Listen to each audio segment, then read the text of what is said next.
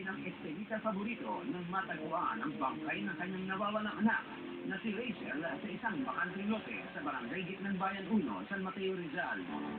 Awang-awa siya sa kanyang anak dahil bukod sa pinatay na nga ito, hindi pa raw binigyan ng kahihiyan si Rachel.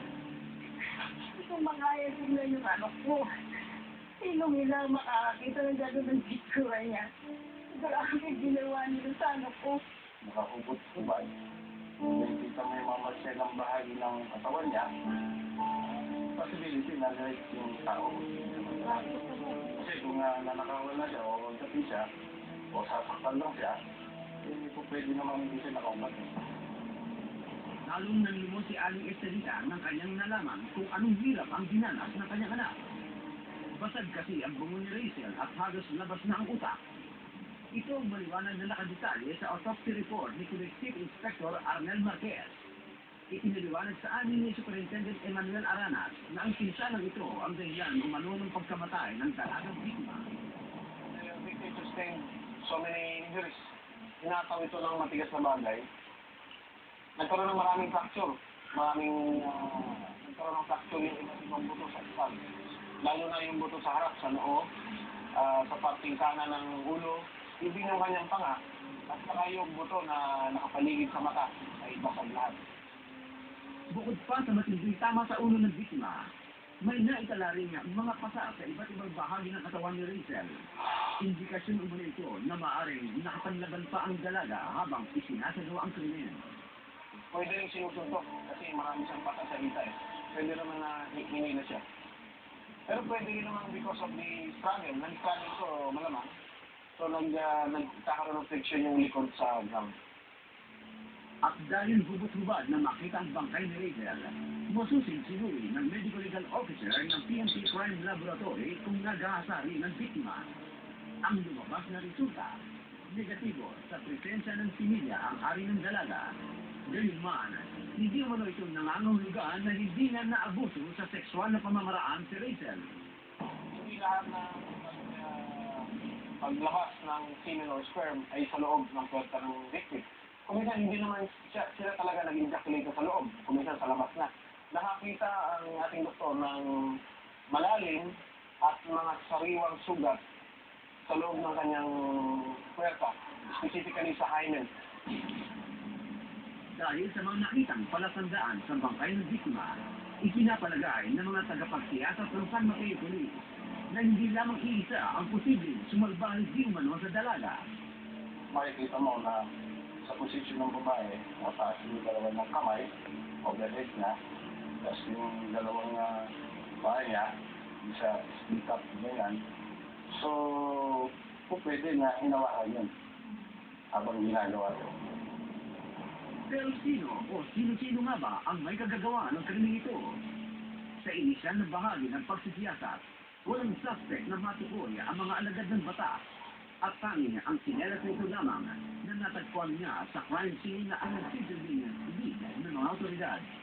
Posibleng naiwan na suspect dahil baka nagmamadali siguro, baka may mga dumating na tao siguro, kaya gustong makatakas agad na bigla at naiwan yung data.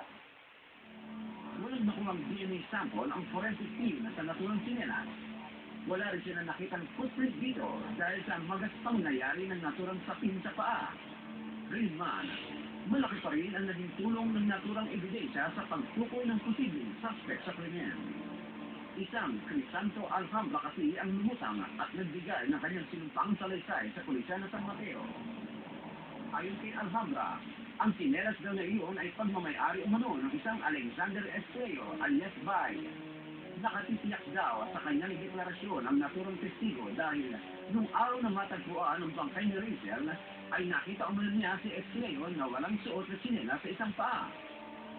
Bukod kay Alhambra, isa pang lalaki na kinilalang si Francisco Bartolome ang nagsabing saksi raw siya sa krimen nangyari noong gabi ng January 31, 2005. Idineklara ng testigong si Bartolome na nakita niya nga sa pilitan umanong hinahatak ng 5 lalaki ang isang babae patungo sa bakanting lote. Maya-maya raw pa ay hinataw di umano ng isa sa mga tinutukoy ng kalalakihan ang ulo ng biktima gamit ang steel bat. Ito raw ang dahilan kung bakit nabuwal at nawala ng malitawang dalaga. Sa punto iyon ay hinatak na raw ang biktima papunta sa may damuhan at doon halimbinan umanong hinalay ng 5 suspect. Nang makita umano ni Bartolome na papalapit na sa kanyang direksyon ang dalawa sa mga suspect na ang isa ay nibitbit pang silbat, nagpasya na raw siyang tumakbo papalayo. Ang itinuturo ni Bartolome na may kagagawang di umano ng krimen ay sina John Patrick Guevara alias Balor, Alan Del Rosario, Geraldo Bonilla, Roy Bonilla at Alexander Escleo alias Bay. Madali umano niyang natukoy ang mga ito dahil pawang taga-git ng Bayan 1 sa San Mateo Rizal raw ang mga suspect. At talagang kilala raw sa kanilang lugar ang 5 kalalakihan na banggit. Bunsod ng mga testimonyang ito na kumimpirma sa mga resulta ng siyentipikong pagsusuri ng crime laboratory. Sinumpahan ng kasong rape with homicide ang itinuturong mga suspect. At nitong March 10, 2006, inilabas ng Branch 77 ng San Mateo Rizal Regional Trial Court ang warrant of arrest laban sa 5 pinaghinalaan. One of the prime suspect sa kaso nito ito si John Patrick Guevara at ang second na na-arrest ko ay Geraldo Bonilla. Sinadya ng yung ABS-CBN Soco sa pilitan ng BDMP San Mateo ang dalawang nasa koting suspect upang kunan sila ng pahayag at ukol sa mga seryosong aligasyon laban sa kanila. Gayunman, tumangging magbigay ng pahayag sa harap ng kamera ang dalawang nahuling suspect. Sa halip, ibinigay nila sa amin ang isang liham na nagsasabing tumututol silang magpa-interview bilang pangangalaga sa kanilang karapatang pantao. Hahayaan na lamang daw nilang korte na ang magdesisyon sa kasong kanilang kinasangkutan. Ang nilalaman ng liham na ito ay agad namang sinagot ng mga naulila ni Rizal na hanggang ngayon ay hindi pa rin lubusang nakakabangon sa trahedyang dumating sa kanilang buhay. Kung hindi man sila ang gumawa at meron silang nalalaman, bakit hindi nila sabihin? Para biro may silang nagdudusa, samantalang yung mga taong talagang gumawa niyan ay nasa labas at nagpapakasarap.